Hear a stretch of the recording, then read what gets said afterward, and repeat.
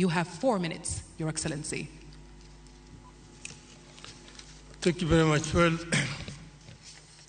silencing the guns on the continent.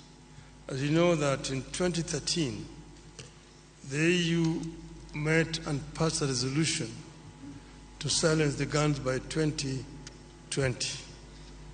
We are today in 2024, and the guns are not silent.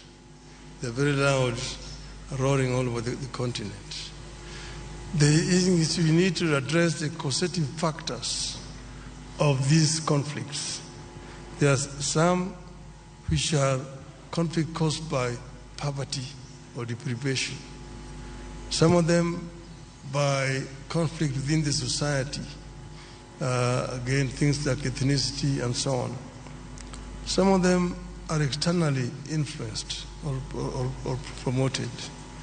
Some are religious and so on. So there's not a common factor. But what you need to do is to address the causative factors which could translate into these conflicts throughout the continent.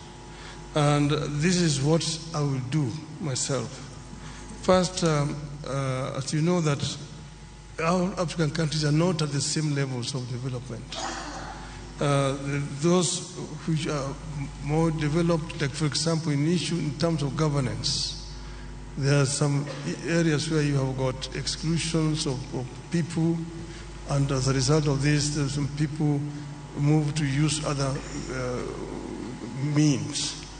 We need to find a way of creating an environment for dialogue within our societies so that we can be able to prevent these differences, conflict ending up into violent confrontation between the various groups.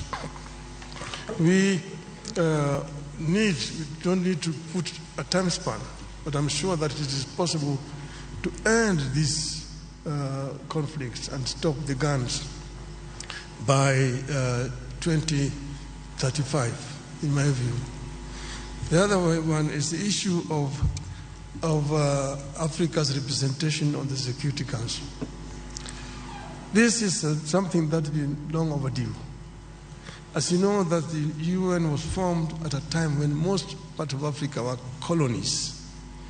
And that's why the UN structure as today does not